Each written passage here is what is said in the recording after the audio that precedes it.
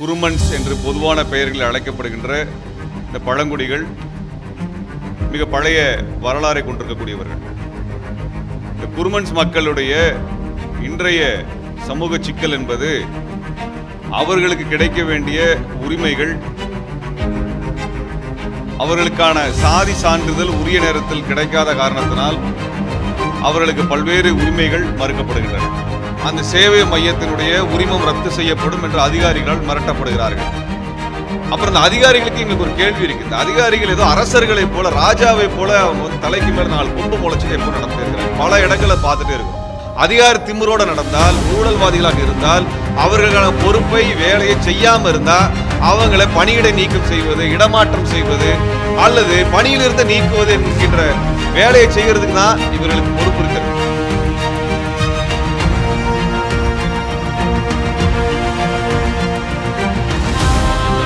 தமிழ்நாட்டினுடைய மிக பழமையான பழங்குடிகளில் குரும்பர், குருமன் என்று சொல்லப்படுகின்ற குருமன்ஸ் என்று பொதுவான பெயர்களில் அழைக்கப்படுகின்ற இந்த பழங்குடிகள் மிக பழைய வரலாறை கொண்டிருக்கக்கூடியவர்கள். இந்த குருமன்ஸ் மக்களுடைய இன்றைய சமூக சிக்கல் என்பது அவர்களுக்கு கிடைக்க வேண்டிய உரிமைகள், அவர்களுக்கான சாதி சான்றிதழ் உரிய நேரத்தில் கிடைக்காத காரணத்தினால் அவர்களுக்கு பல்வேறு உரிமைகள் மறுக்கப்படுகின்றன.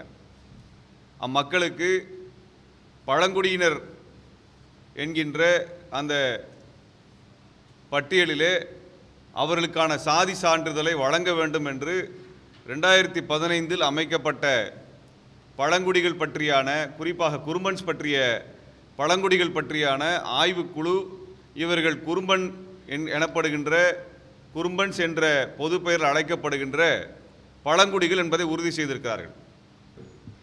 ட்ரைபல் அல்லது எஸ்டி அல்லது பழங்குடி என்கின்ற சாதி பிரிவில் போய் இவங்களுடைய பெயரை பதிவு செய்தால், அதுக்குரிய ஆவணங்களை கொடுத்து பதிவு செய்தால் அது பதிவிலே எடுத்துக்கொள்வதில்லை.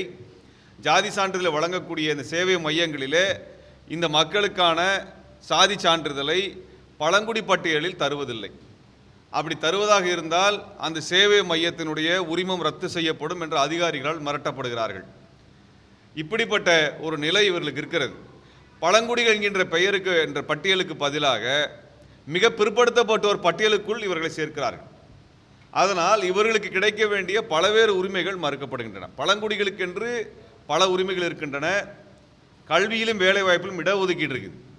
ஆனால் அதை ரத்து செய்கின்ற வகையில், அது கிடைக்காமல் இருக்கின்ற வகையில் இவர்களை மிக பிற்படுத்தப்பட்டோர் பட்டியலுக்குள்ளாக வேண்டுமென்றே தள்ளுகின்ற வேலையை அதிகாரிகள் செய்து வருகிறார்கள். இது திட்டமிட்டு நடக்கிறது. அப்புறம் இந்த அதிகாரிகளுக்கு எங்களுக்கு ஒரு கேள்வி இருக்கு. இந்த அதிகாரிகள் ஏதோ அரசர்களை போல, ராஜாவை போல அவங்க தலைக்கு மேல 4 கொம்பு முளைச்சிட்டு எப்போ நடந்துட்டே இருக்கிறாங்க. பல இடங்களை பார்த்துட்டே இருக்கிறோம். அவர்கள் முறையான ஆவணங்கள் இருந்தால், அரசு சட்டம் என்ன சொல்லுகிறதோ, ஆணை என்ன சொல்லுகிறதோ, அரசியல் சாசனம் என்ன சொல்லுகிறதோ அதை நடைமுறைப்படுத்துறதா இருக்கிறாங்க. ஆனால் அதிகாரிகள் அதை செய்யறதே கிடையாது. அதிகாரிகள், பெரும்பாலான அதிகாரிகள் இந்த சமூக நீதி என்கின்றத அந்த நோக்கத்தை பற்றியான எந்த அக்கறையும் இல்லாமல், பொறுப்பு இல்லாமல் அவர்கள் ஏழை எளிய மக்களை வஞ்சனை செய்வது, வஞ்சிப்பதாக பல தடவை நடந்துட்டு இருக்குது. இது போன்ற அதிகாரிகளை களை எடுக்க வேண்டியது ஆட்சியாளர் பொறுப்பு. இதற்காகத்தான் நாங்கள் எம்எல்ஏக்களையும் எம்பிக்களையும் அமைச்சர்களையும் ஓட்டு போட்டு தேர்ந்தெடுத்து அனுப்புகிறோம். எதுக்கு அனுப்புகிறோம்? அந்த அதிகாரிகள் ஒழுங்காக வேலை செய்யணும். அதிகார திமிரோடு நடந்தால், ஊழல்வாதிகளாக இருந்தால், அவர்களுக்கான பொறுப்பை வேலையை செய்யாமல் இருந்தால் அவங்களை பணியிடை நீக்கம் செய்வது, இடமாற்றம் செய்வது அல்லது பணியிலிருந்து நீக்குவது என்கின்ற வேலையை செய்கிறதுக்கு தான் இவர்களுக்கு பொறுப்பு இருக்கிறது. அப்போ மக்கள் பிரதிநிதிகள், எம்எல்ஏவாக போகிறவங்க, அமைச்சராக போகிறவங்களாம் எதுக்கு போகிறாங்க அப்படின்னா, கொள்கை திட்டம் வகுப்பதும் அந்த கொள்கை திட்டம் நடைமுறை ஆகிருக்குதா, அதிகாரிகள் ஒழுங்காக செயல்படுத்துகிறாங்க பார்க்கறதுக்கு இருக்குது. ஆனால் அப்படியான எதுவும் நடப்பதில்லை. இந்த செய்தியை நீங்கள் ஊடகத்தில் கொண்டு வதன் மூலமாக அந்த இளைஞர்கள் அவங்க படிக்க சாதி சான்றிதழ் கிடைக்கும். அப்படி ஒரு பெரிய வாழ்க்கையில் நீங்கள் ஒரு மாற்றத்தை கொண்டு வர முடியும். ஒரு சின்ன செய்தியாவது நீங்கள் வெளியே போடணுன்றது சமயத்தில் நாங்கள் வேண்டி கேட்டுக்கொள்கிறோம். இதுக்காக அவ்வளோ தூரத்துலேருந்து வந்திருக்கிறாங்க.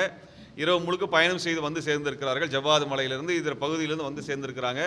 அந்த பழங்குடிகள் சமூகத்தினுடைய பிரதிநிதிகளாக வந்திருக்கக்கூடியவர்கள் ஏதாவது ஒரு நன்மை கிடைக்குமா, பலன் கிடைக்குமா நம்பி வந்திருக்கிறாங்க.